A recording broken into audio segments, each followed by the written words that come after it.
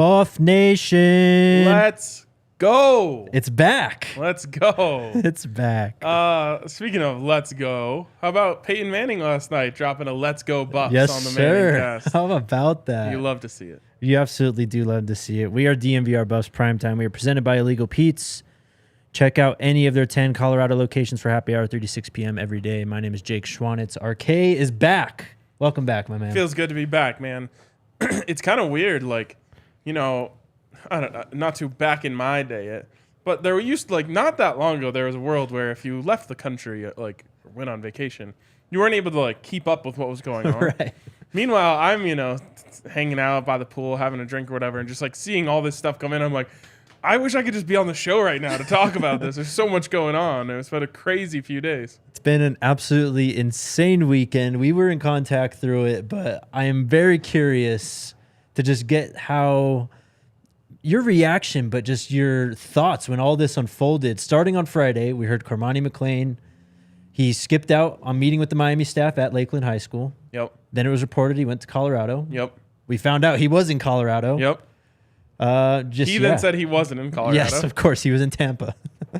And then the next day he posted pictures of himself in Colorado. He seems to be having a little bit of fun with this. Yeah. Even though it is said that he doesn't enjoy the attention, which I tend to believe. You usually don't hear that about these caliber of players. Mm-hmm. So if people are saying that about him, I tend to believe it. I don't know. We had talked about as soon as he said the January 15th thing, we instantly were like, okay, well, why would it be January 15th? And then we started hearing about this last weekend being a huge recruiting weekend. So we started putting the puzzle pieces together. So I was just like, oh, we weren't even necessarily using like inside information. We kind of we just used the puzzle pieces to kind of build a narrative, and it turned out that it was right. So that was my first reaction. Second reaction was he coming. Because it just all made too much sense. I would love to know why we didn't get the January 15th announcement that we originally thought we were going to get. I think you could have two different frames of mind on that. One would be, well, he originally thought, oh, I'll just go give Colorado a quick courtesy visit, and then I'll announce I'm going to Miami. Mm-hmm. Or you could think of it as, well, he thought he was going to commit to Colorado that day, but for whatever reason, he's not fully sold. So I don't know which one of those things to believe. I do feel like he's going to be a Buff, and that was one of my first feelings when I saw that he was on campus. So just following the saga and then him saying he wasn't there, I was like, maybe that's a bad sign.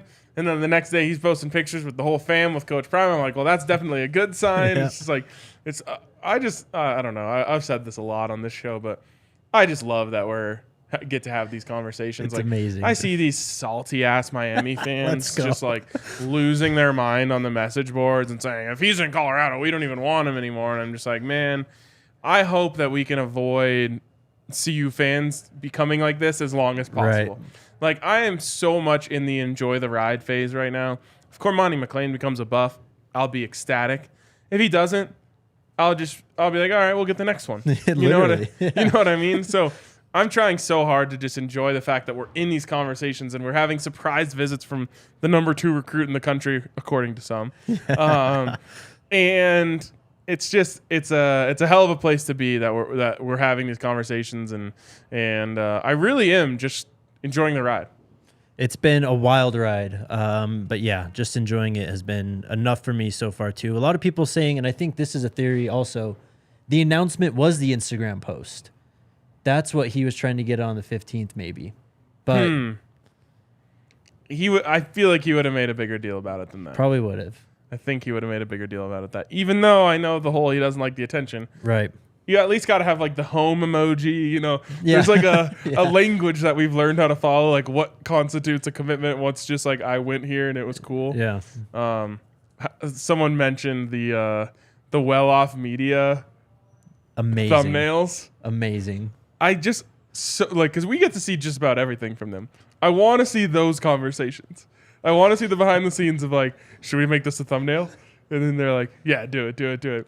And then probably someone from somewhere calls and says, hey, you can't make the recruit the thumbnail. And they're like, well, you can't even really tell it's him. It could be anyone. It could be Bucky out there wearing the number 7. Like, he's wearing, dark visor. And they're like, could you please just change it a little bit? So then he, does it again, and he puts it in the background like watermarked. And then what's funny is someone tweeted out like, oh, now it's been entirely removed. And if you went back and looked at it, no. They just took it from like this big to like this big. It was still on there. It's amazing. Incredible trolling. And marketing too. Marketing too, yes. Had everyone going back and looking at it. I think a little bit of trolling of the Miami fans who have not represented themselves well at all during this saga. But what a weekend. Like this is college football recruiting at its finest. It's yes, perfectly said right there. Let's get into it though. You already mentioned it.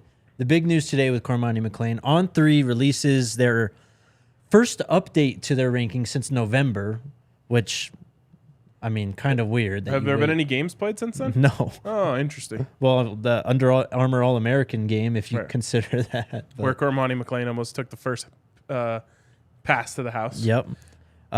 So now, after 2 days ago, after that visit comes down, and On3 was not shy about this leading up, but they had Cormani McClain as a 5-star plus prospect. And they were parading that around at every chance.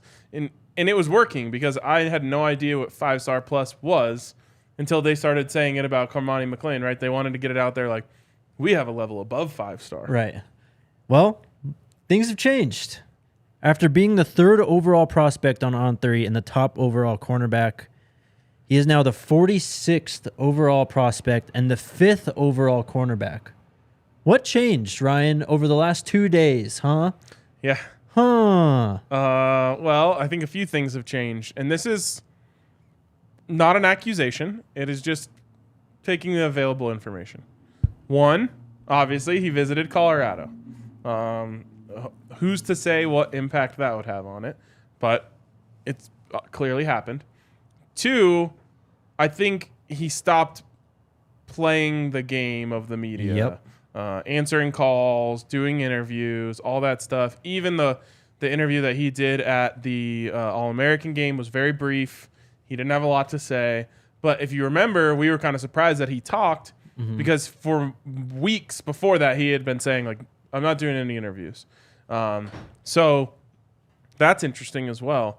But what I find to be the most interesting is that this rating changed with no football being played. Yes. And so all I have to say is, because I don't know why they really did this. We can only, theorize. If you're going to do something like this, the least you can do is provide an explanation. Mm-hmm. You don't just randomly drop a guy, 40 spots? Over 40 spots, and from your premium 5-star plus rating to 4 stars. It doesn't make sense to do that. And if you are going to do it, you at least have to come out and say, we reevaluated the tape, or upon, it's still going to be bullshit probably. Yeah. But you got to provide an explanation so that it makes a little bit of sense. Yes. We've talked about On3 at times on this show, and their rankings have been iffy at times.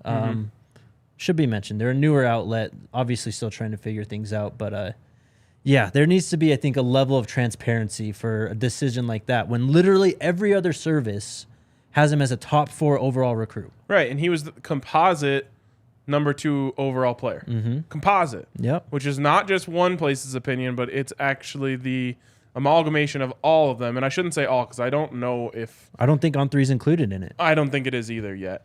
And it's 24/7 Sports thing, right? They're the ones who kind of came up with the composite.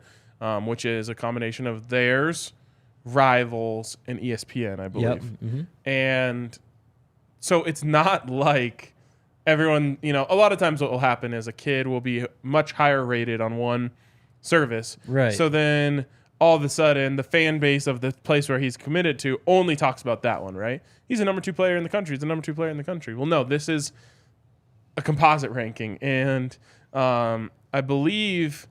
according to 24/7's rankings, he is the 10th highest cornerback ever In the top 10, yeah. So Hunter's in that graphic. I think he's number 1. And I think Cormani McClain's like 8 or 9. I think you're right. He's 9, and Pat Surtain, the second, is number 10.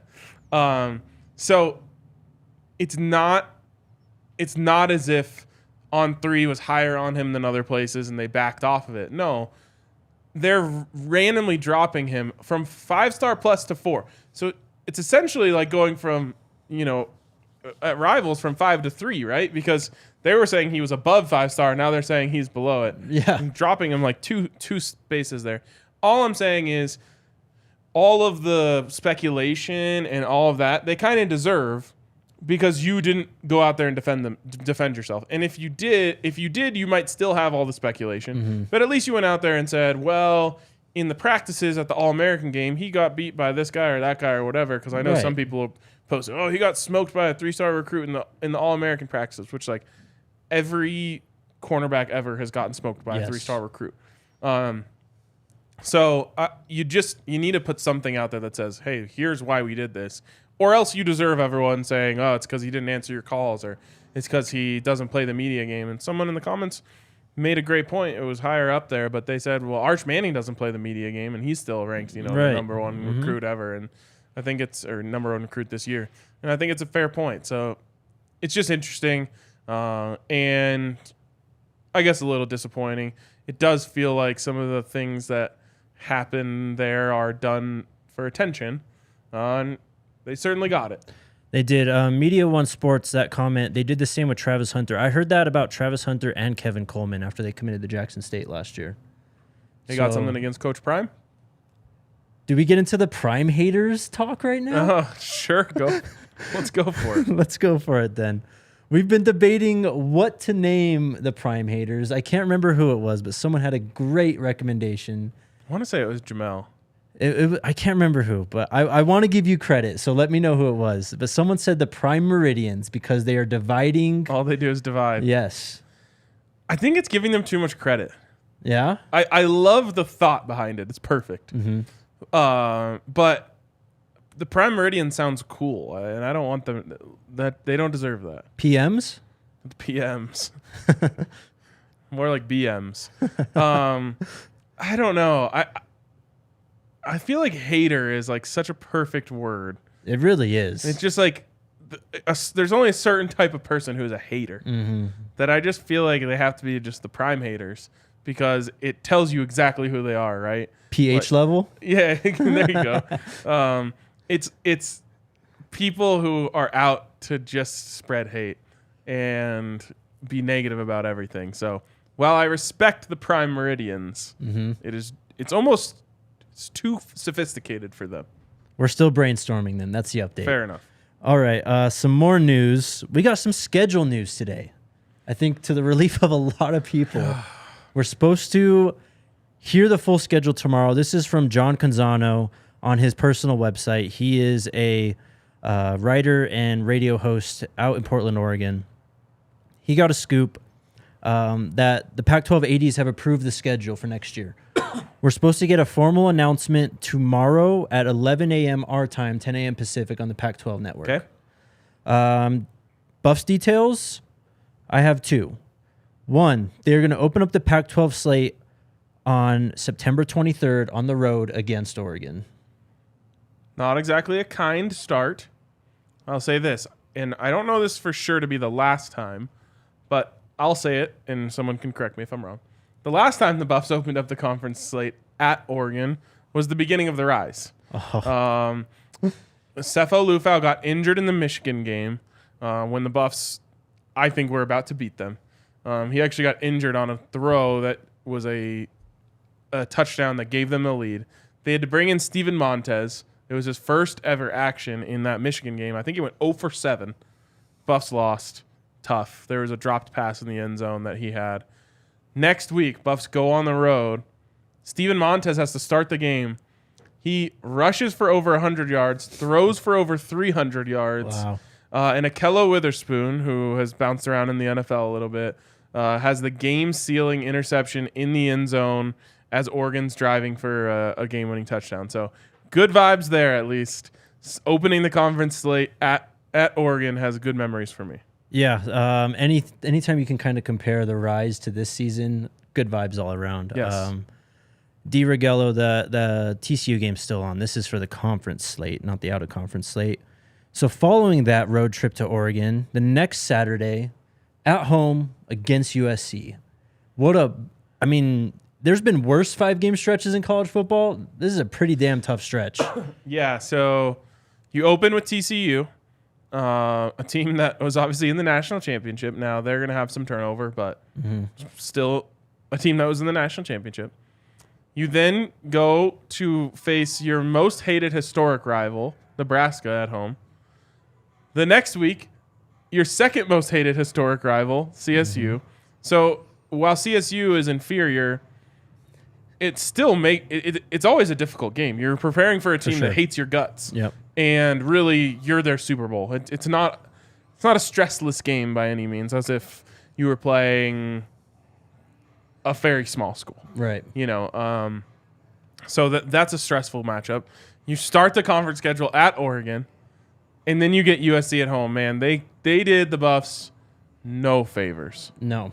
None at all. And I guess, again, there's two ways to look at it. One, by the time they're taking on USC, like, they're battle tested. Yep. And you could even probably say the same thing about Oregon. Like, this team is being thrown into the fire immediately, and so they should be ready for this.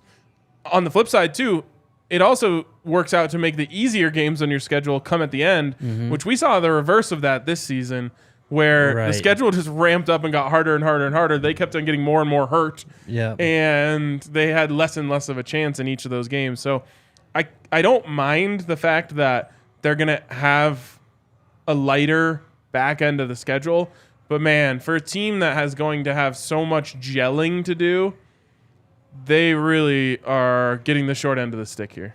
It's rough. I pieced this one together from a detail in Canzano's article.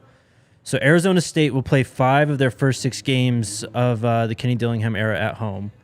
The Buffs, obviously, on the road to Oregon, and then at home against USC. They have to go to Arizona State, so that's going to be the last home game for them. That's going to be further down the slate too. So it looks like Stanford, Washington State, Arizona State, Arizona, and I'm probably forgetting one more. Utah. That's your slate after USC. It's not bad. It's really not bad. Now, the thing is, how many wins do you have coming out of Oregon and USC? Because you obviously would love to get 2 out of 3 in the non-con. And if you do that, I think you're in good shape regardless. Right. Which means you just have to beat CSU and then one of TCU and Nebraska. Then, even if you lose both to Oregon and USC, you need to win 4 games out of that last, 5? 5 or 6. So 4 out of the last 6. Yes. Or even 7. Well, they're still playing a 9-game conference. So 7. There's 7 games. Yes, 7 games left. So you have 7 games after that. They play Oregon State also. You need to win 4 of them to be bowl eligible, which is not, I don't think, Coach Prime's goal. But I think anyone who's been watching Colorado as long as me or people longer than me knows that we would be happy with that this year, just to show like that we're taking off. But that's just the low end of things. The high end of things is you win 2 out of 3 or 3 out of 3 against those first 3. Yeah. Then you have a chance to show the top of the conference, or at least close to it other than or Utah, that we're here to stay. And you could make an insane statement in your first 5 games about where Colorado is going to go. So I'm obviously talking about the low end, right? Okay, you get a couple in the non-con, then you just have to get 4 out of the last 7 against a lighter schedule to make a bowl game. The other side of this, Jake, is you could burst onto the scene. Shador is a Heisman candidate. Buffs are ranked in the top 20. You know, if you're 5-1, 6-0, obviously you're top 10 probably, but if you're 5-1, you're ranked in the top 20, and everyone is blown away by Colorado. So it's to be honest, from the start, you would like to have a little bit of just an ease in, most teams essentially schedule preseason games. Right. They don't have that luxury, so they're going to have to gel quickly. But if they are able to do it, the statement that they could make to the nation in the first 5 weeks could be pretty special. It's going to be huge. Other teams on the schedule, I already mentioned Oregon State. UCLA is also on the schedule, so they dodged Washington this year. Okay. I wouldn't have minded playing Washington if Penix didn't choose to stay. Yes. That's a nice dodge. And UCLA is going to need a new quarterback. Yep. They got our guy Schlee from Kent State, and then a 5-star kid, Dante Moore, who I've heard is the truth. All right. So we'll see. We'll talk a lot more about the schedule tomorrow when it comes out. Before we move on with the show, though, shout out to our friends over at DraftKings Sportsbook, where it is divisional weekend, and DraftKings Sportsbook, an official sports betting partner of the NFL, is the best place to bet on the NFL playoffs. New customers can bet just $5 and get 200 in free bets instantly. Do you have a pick of the week this week? You went pretty much undefeated in your Broncos picks, right? I went undefeated on the playoff games this week. Let's go, yep. Not against the spread, just straight up 6-0. So on a little bit of a heater. I also, this is always a good sign for a heater. I had the under in the game last night, which only hit because of 4 missed extra points. Yep. So some things are going my way right now. You'd love to see it. Tonight, let's hear it. I talked about this on our betting show, if you guys ever catch that. But Nikola Jokic is averaging 9.8 assists per game on the season. If he's able to get that to 10, he will be averaging a triple-double.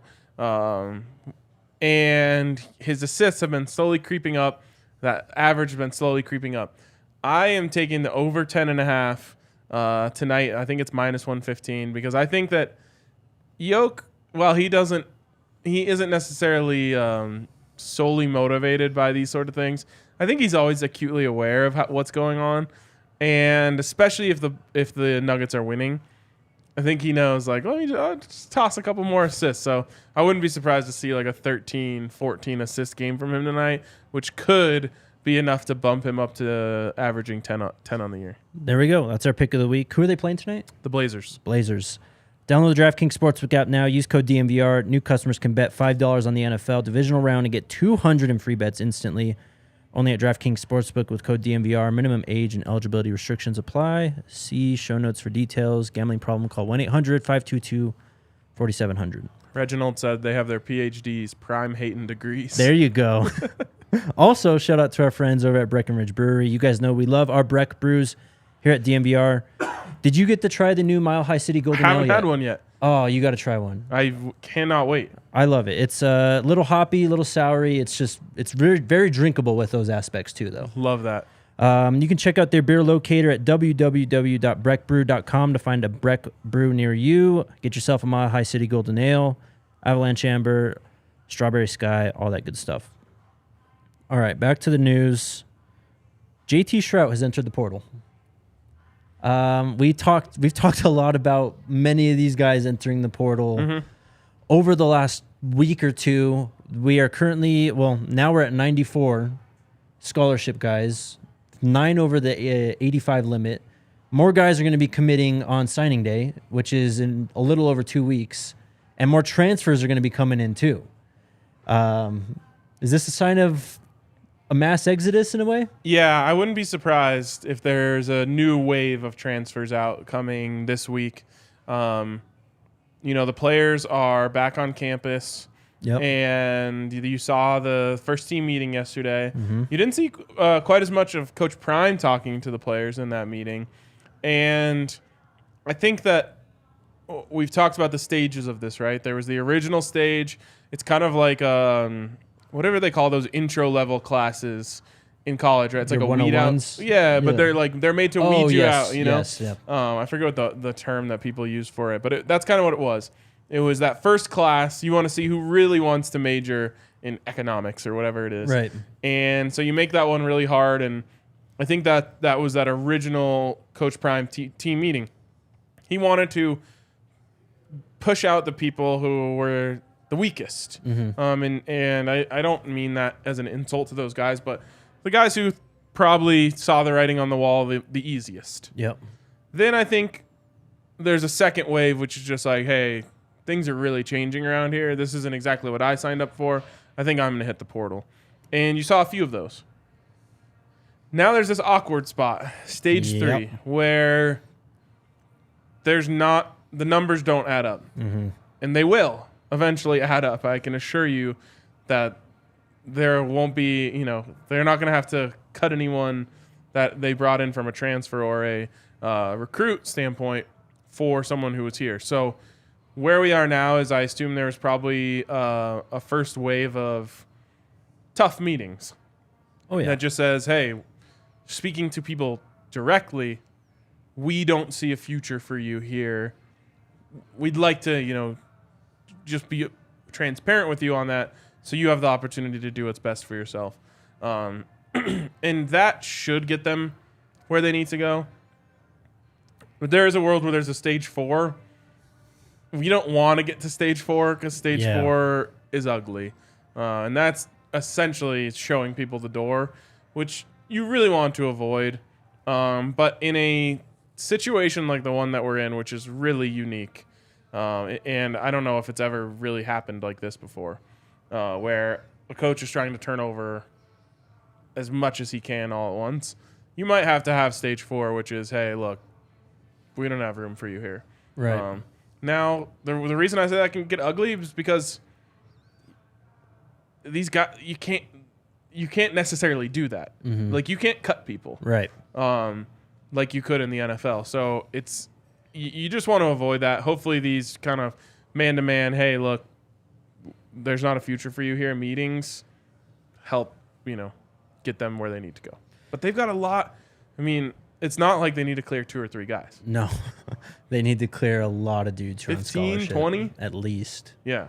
And you want to get that done, too, before the season because, like we saw at Colorado State, just so many players entering the portal during the season.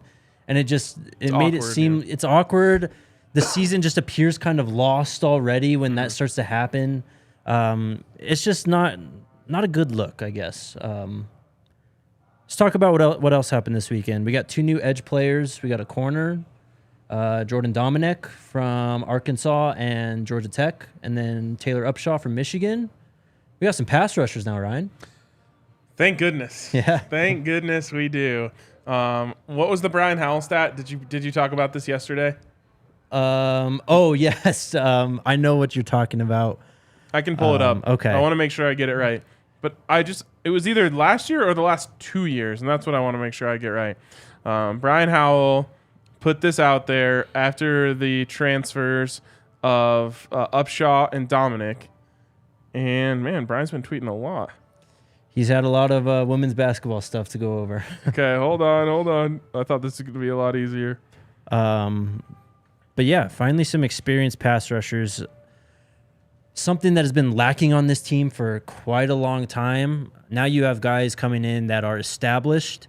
And as Coach Prime put it with this 40-40-20 thing with the grad transfers, I mean, they're hungry, man. They're trying to make it to the NFL, and this is their last shot. They don't got time to be, dealing with, younger recruits and just the youth of a team like that. They need these grad transfers to come in and make an impact immediately, which is what you really hope Upshaw and Dominic are able to do.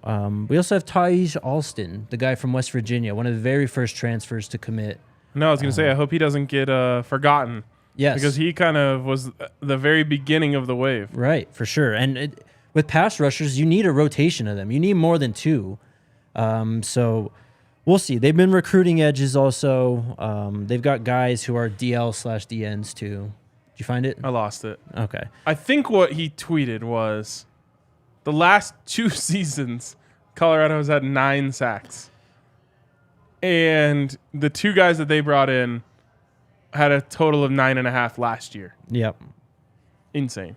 And that's with Upshaw only playing like part-time too. He wasn't a full-time starter. Right. He played in all the games, but Michigan has been a team that has been stacked with defensive line and edge talent over the last few years. But he cracked the rotation this year. I'm pulling up team stats from 22 and 21 here. So last year, it must have been just last year, I think. All right, I found it finally. Okay. Saxon 2022. Okay, so it was just last year. Saxon 2022. The 2 commits for CU this weekend, 9.5. Colorado's entire defense, 9. Yeah. That puts into perspective how bad it was. And that's how people just don't understand. Like, I don't get how people keep pointing out 1 and 11. I know. It's like comparing 2 entirely different teams. It's like telling me the record of, I don't know, North Carolina State last year and comparing it to they're 2 entirely different teams. Well, look at USC. They were a 4-8 team 2 years ago. Yep. Lincoln Riley comes in with Caleb Williams and redoes the roster. Maybe not to this extreme, but redoes the roster. And they were a 2-loss team. They lost to Tulane or maybe 3-loss team, I guess, then. Utah, Tulane. So, what else do we got today? You already touched on it. That team meeting video, the first team meeting video. Yes. Tim Brewster, very enthusiastic, doing his thing like always. Been kind of getting roasted online for it, which is really weird. It's been called cringe, which I watched it 3 times, the whole video. I never thought any of that was cringe. Is this just PHs coming out? Yeah. It's a lot of things. One, it's just this anti-Coach Prime Colorado sentiment out there. But 2, I think there's a lot of people who comment on football who have never played or been around football. And the reason I bring that up is anyone who has ever been around a football program has seen that. Yeah. You know what I mean? And I think it was Coach Prime on the Manningcast last night who said, like, the kids haven't changed. Mm-hmm. The coaches are changing. The kids haven't changed. And he, talks about his old school approach to coaching. And I thought that Tim Brewster speech was very old school approach. It's a rallying cry. It's a almost militaristic, drill sergeant, yes, style of coaching that has been around forever. And I feel like if you even played football for 4 years, you probably came across at least one coach who leads in this way. And the truth is, for some guys, it works. Mm-hmm. And a lot of guys, I think Coach Prime was right last night when he said, these kids want to be led. They want to be told what to do. They want to be told where to be at what time and why. And this is very much, I think, falls into it. Guys want to be motivated. Yeah. And Tim Brewster is absolutely that guy. Now, for an example, I don't think Shedeur Sanders needs to be motivated like that. Right. For him, he might roll his eyes a little bit. He did. Did you watch him in the front row? I wasn't going to call him out. But I think you're right. I don't think that's his style. Right, yeah. But the offensive linemen, the tight ends, maybe the defensive linemen and the linebackers, that might hit right for them. But everyone's coached differently. And I think that's one thing that we really have learned over the years is the best coaches know how to coach players differently. Mm-hmm. And so Tim Brewster, that's going to hit right for some guys. It might not for other guys. But people acting like that's cringe or that's something new or that's something different certainly haven't been around football for long. Chris McCrae, I think that was his last name, had a great comment. He said, I stood up too. You're not wrong there, Chris, because it's very motivating, man. There it is. Yep. Exactly. To go back to Shedeur, though, in another video, I think it was in another well-off video, he said, I lead by example. Yep. That's what he does. That's why he's on the field on Saturday night, Sunday night, in the indoor practice facility, throwing the football. That's what he's doing. He's very clearly all about ball. Mm-hmm. And those type of people, he doesn't need to be pushed. Mm-hmm. You know what I mean? Right. So that's probably why he might roll his eyes at it. But it's he is going to be there and he's going to grind. And football, not to use the old ball is life term, but football is literally life for him. Yeah. And that's why he's so successful. Other guys might just need to be nudged in the right direction a little bit. And Brew's going to do that for you. But someone said in the comments, each coach brings a little something different. And I think you saw that. Bill O'Boyle, he had nothing to say. Yep. Because I don't think he's stand up in front of you and give a speech guy. He's I'm going to teach you how to play offensive line in this offense guy. And so that's going to be his style. Sean Lewis, I thought it was hilarious. He was great. Because he came up and he said, the 2 claps and a Ric Flair thing, and he wanted to get everyone going. But I don't know if he did this on purpose, and maybe I'll give him the benefit of the doubt and say that he does. He's talking about how he wants to go fast, and he was talking so fast. He was, yeah. He literally just like... He embodied it. Yeah. Yep. And I was like, oh my God, this guy is literally like a road runner trying to run this fast offense. And I'm just like imagining him like at all times he just moves at 90 play speed. Yes, he was amazing. This coaching staff is just awesome. They're also just experienced, have been there and done that. And you can already kind of see it coming together in meetings like that with these just mentalities and how they want to coach.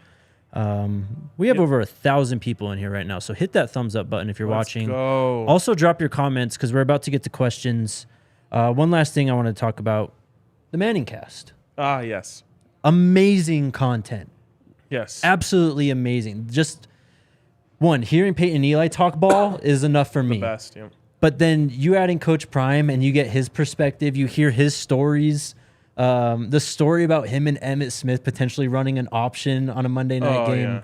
Incredible. Talking about how I didn't have a playbook. I had 16 pictures of guys who I had to guard each week. So great. So amazing. He's man. like, you can call whatever defense you want. I'm playing man. Yep. Press man.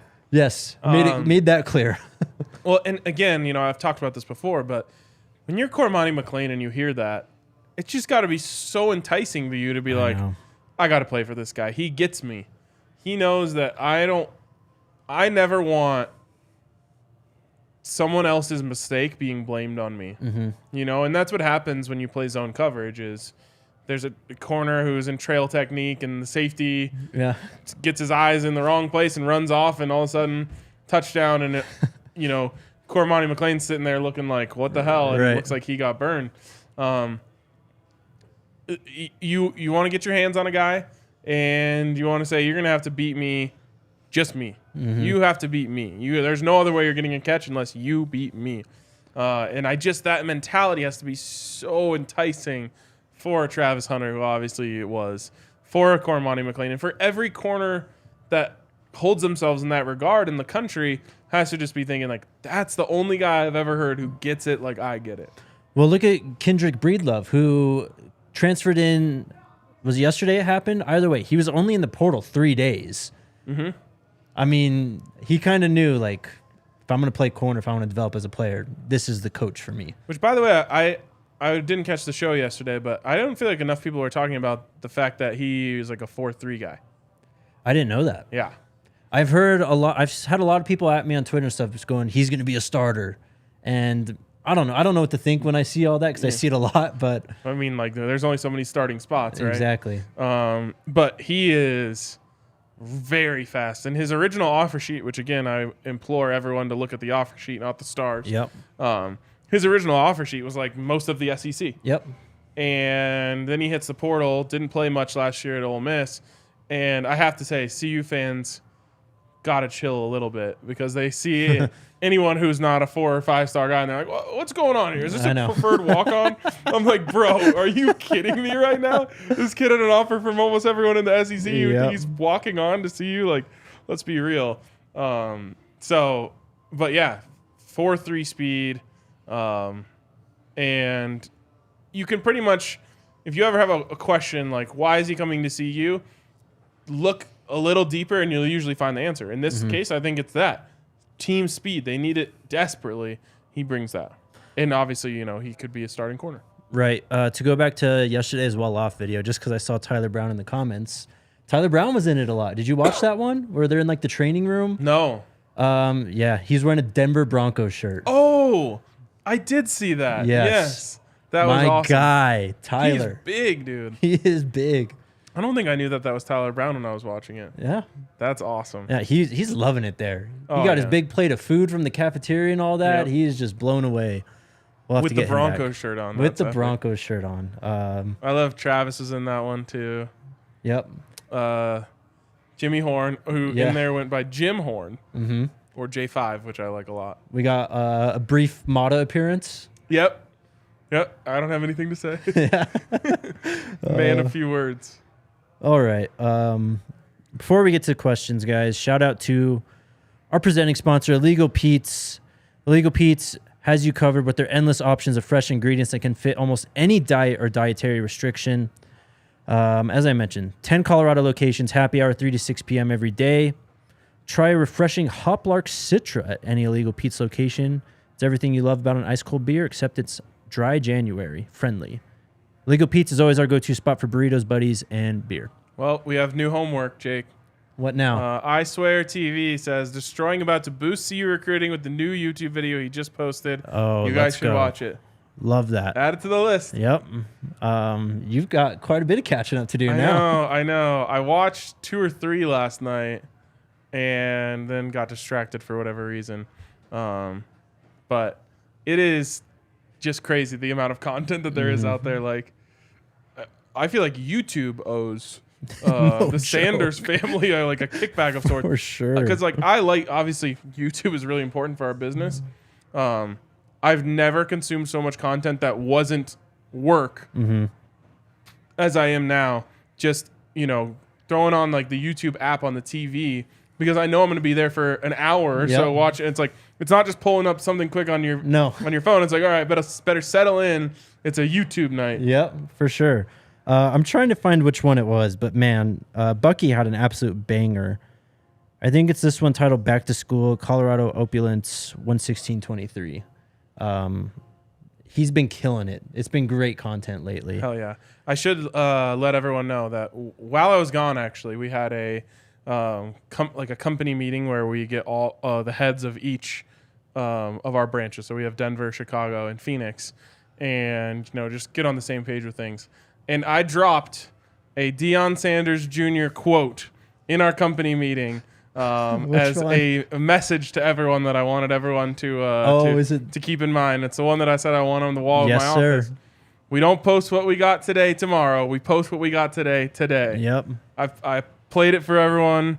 That's going in my office at some point. I thought you were gonna drop. I took L's but walked around like I was undefeated. That's another good one. All right, Kale, throw some questions up. Can you throw the one up from yesterday? Who asked it? Yes, we got this question yesterday from Jamel. He wanted to know new Buffs fans do's and do nots. Ooh, okay, this is good. I wish I had more time because I have a lot. First one, and this is a little one, but I've been seeing it a lot, so I just wanted to pass it on. I even saw it from a coach. So here it is. There is no Colorado Buffs or CU Buffaloes. There's Colorado Buffaloes and CU Buffs, or just the Buffs, or CU. Yeah, it's the combination of the two. Colorado Buffs. If you're going full Colorado, you go full Buffaloes. If you're going short and CU, then you go short and Buffs. Yep. That's a quick one. What are some other do's and don'ts? I will say this: we don't have any hand signs. We've talked about that before, I think. So that's one. Called CU, but University of Colorado. Oh yes, we've talked about that one on the show. Yes, not Colorado University. Which that one, whenever we talk about this, I always plead with fans. If a kid posts, I got an offer from Colorado University, please, for the love of God, do not correct him. Yep.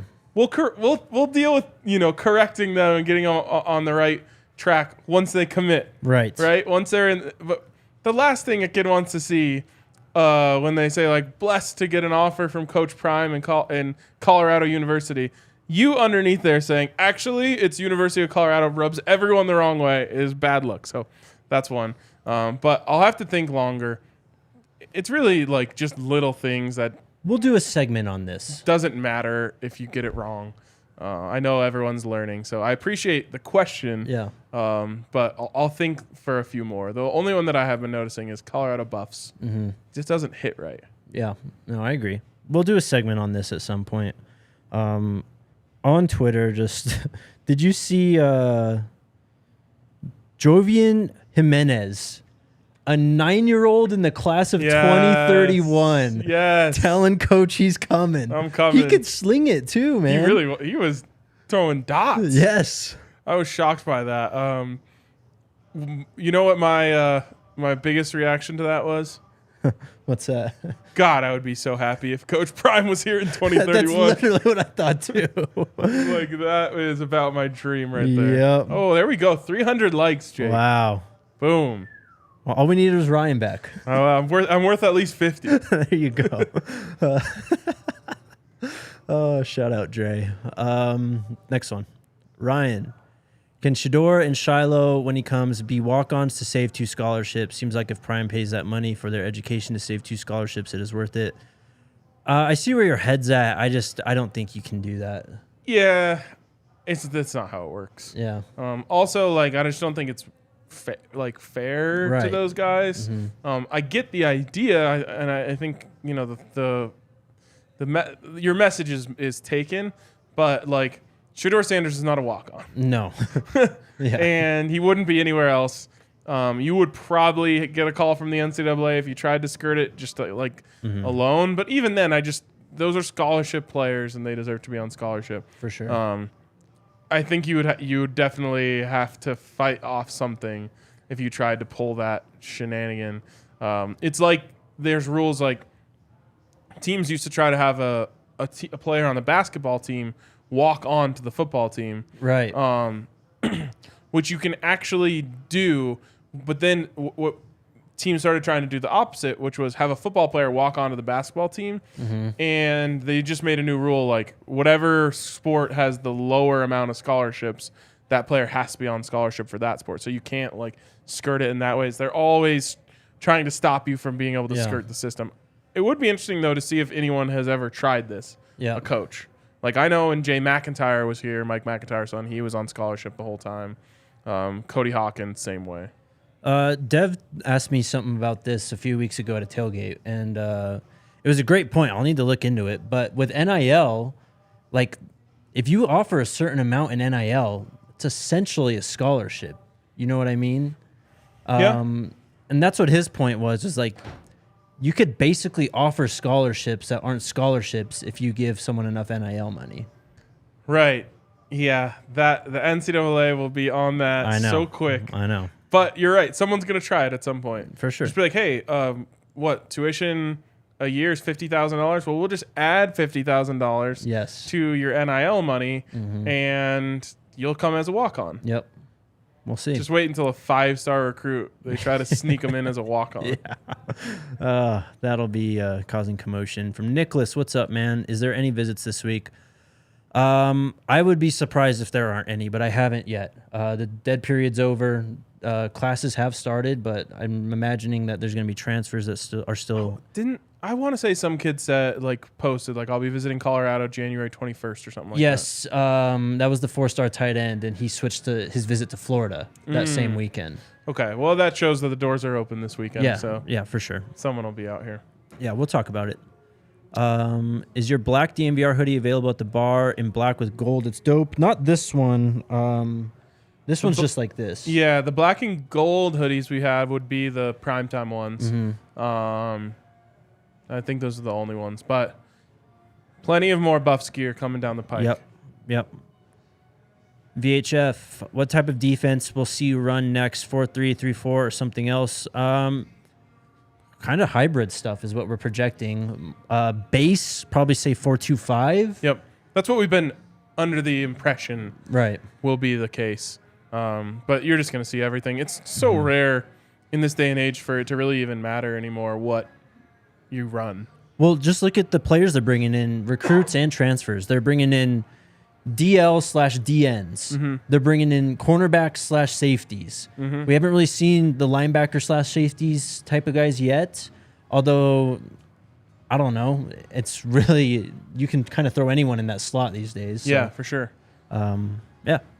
Yeah, the one thing that you're not seeing them stock up on, and maybe they just haven't hit here, or maybe that it's not a big plan, is like that space-eating nose that you need in a 3-4.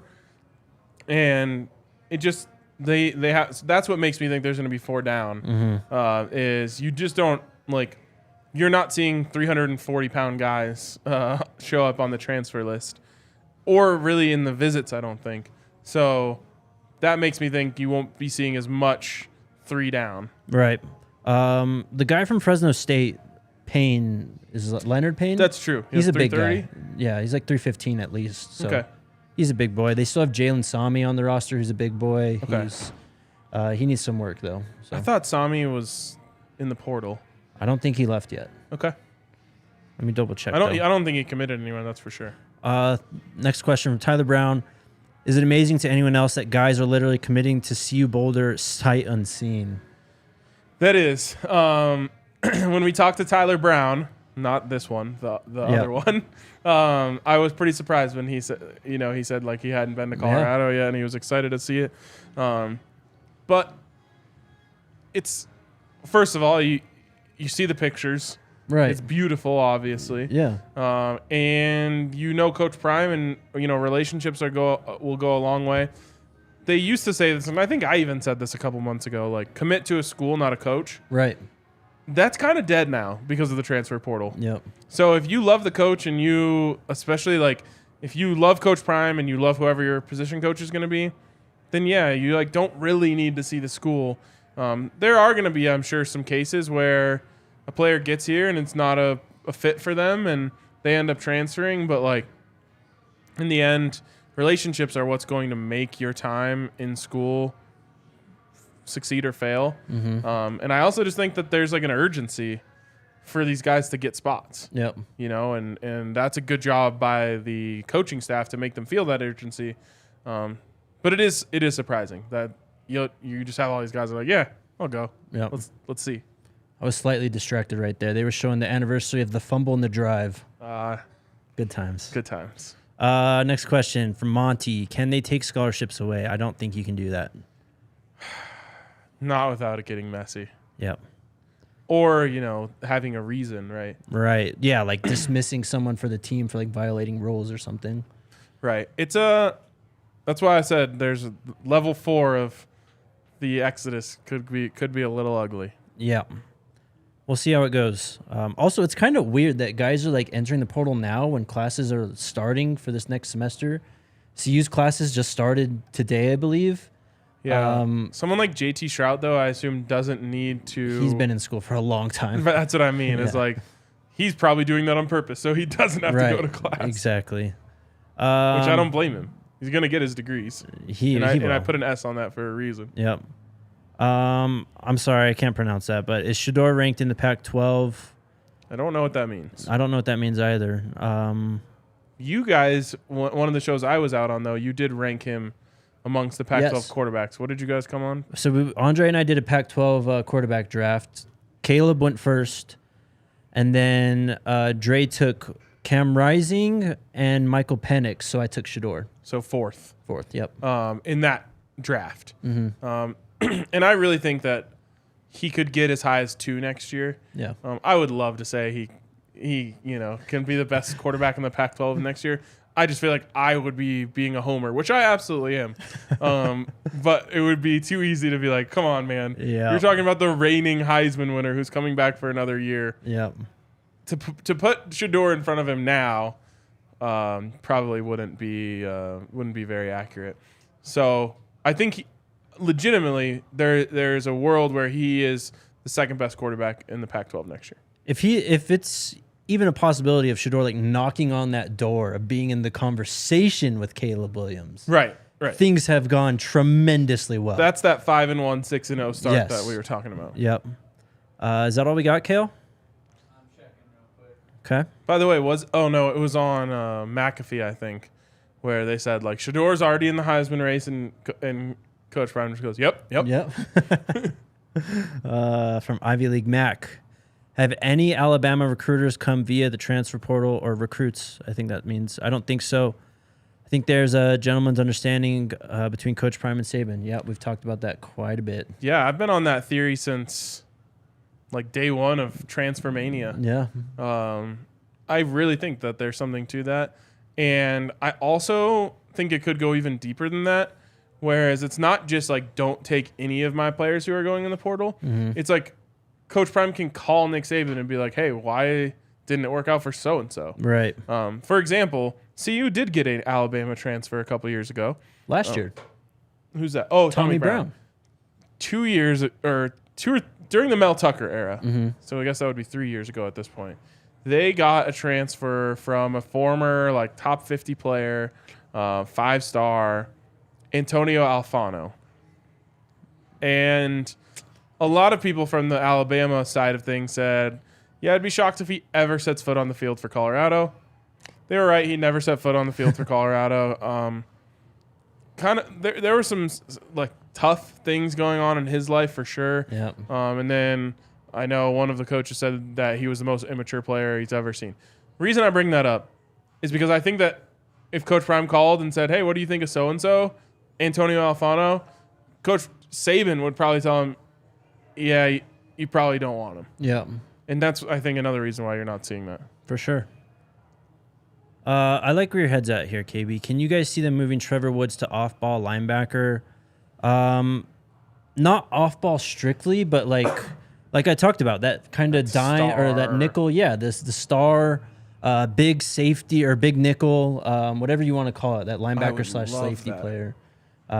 He's only 6'1", 200 pounds. He's too small to play linebacker, I think. You need at least 20, 30 pounds. Yeah, and I don't think that would be the best use of his talents. No. Getting him up near the line of scrimmage, though, and letting him just be like a playmaker, which is really what that star role is designed to do. It's like you kind of funnel tackles for him. Yep. And, allow him to diagnose screens and all that good stuff. He could be special at that. And they have a lot of safeties now. A ton of safeties. So that would be, I think, a smart move for them to use him. I hope that they find a way to use him because I think he is a dog. I think he's in that group of like 4 or 5 players that we're going to see quite a bit of next year. Love it. From DMJ Music Group. So what is truly left for the Buffs to be successful player-wise? Depth, which is kind of where we're at right now. I would love to see a star inside off-ball linebacker. Yep. If they were able to get that, like if I could just go back in time and add Nate Landman to this group, like I would be like, they're going to be a force to be reckoned with on defense. It's the one piece that I just don't know if they have it yet, of just like a true quarterback of the defense right there in the middle who just makes plays for you.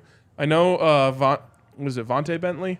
Levante Bentley is a talented player who's going to play off ball for them. I would just like there was a Georgia kid, I think, who entered the portal. Yep. If they were able to get just like a star at that position, I would be ecstatic. Did you hear us talking about Monty Montgomery yesterday? No. So 4-star player from Louisville enters the portal, I'm assuming as a grad transfer because he was classified as a senior last year. But last year at Louisville, 70 total tackles, 11 tackles for a loss, 6 sacks, 2 interceptions, 2 passes defensed, and 4 forced fumbles. How about that on this team? You could look at that stat line and legitimately not know what position he plays. Yeah, seriously. Like, is he edge? Is he a safety? Yeah. Like, wow.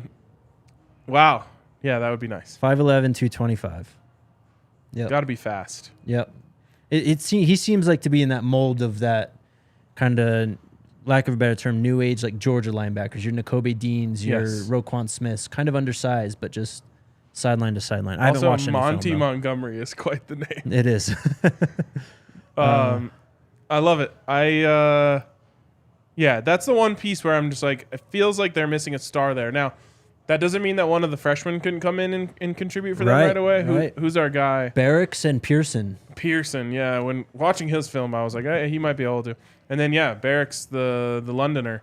That doesn't mean those guys can't come in and contribute right away. I would just feel so much better if you had just a superstar at that position. Oh, yeah. I've seen comments today about the spring game. We still don't know, guys. I really want to know, too. Trust me. I wonder, it doesn't seem very Coach Prime-like to delay an announcement like that, so I wonder if they just legitimately don't know yet. Yeah. Maybe there's just logistic things that need to be figured out still. Nicholas mentioned a big wideout. Yeah. Yeah, they've been going after that. Broden's still on the market? No, I think he committed. As you mentioned, I think before the show, but Dante Cephas yesterday or 2 days ago to Penn State. Penn State, yep. And then Tesla to Arkansas, Yes. which is where Tyron Broden also went. What the hell? I know. Let us have one of them. David said, do you guys have a list of the players who were in the video that's holdovers? I'll tell you this. Too many. Look, man, I rewatched it 3 times for that reason. I was trying to find guys and to see who I could pick out. Too many. Too many. I will say, from my little sleuthing, just watching that video multiple times, I didn't see Travis Hunter on the offensive side. I think he's sitting on the defensive side of the room. That makes sense. At least for now. Yep. That makes sense. Also, a lot of people talking about Cormani potentially playing both ways. Is that something that we know he's interested in doing?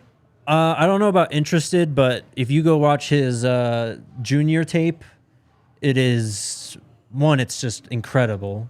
2, he is making plays on offense and like as punt returner. Wow. And when he gets the ball in his hands, like after an interception, that speed is real. I mean, why not? Why not have him do that as well? We are 25 likes away from 400, which I think would be a record. It would be, but we're over an hour already. Uh-oh. So we're out of time, but we need 25 more likes. We got Adam. Adam's Let's go, pulling Adam. out his phone to hit us with a like to get to 400. This is insane. 2 weeks ago, we were pushing for 200. Yeah, we were trying to get 200. We're just cruising to 400. Yep. I guess 375 without a push. Excuse you, sir. Yeah, jeez. Let's go. And just like that, he gets us over. It's done. Let's go. God, I God. love these people.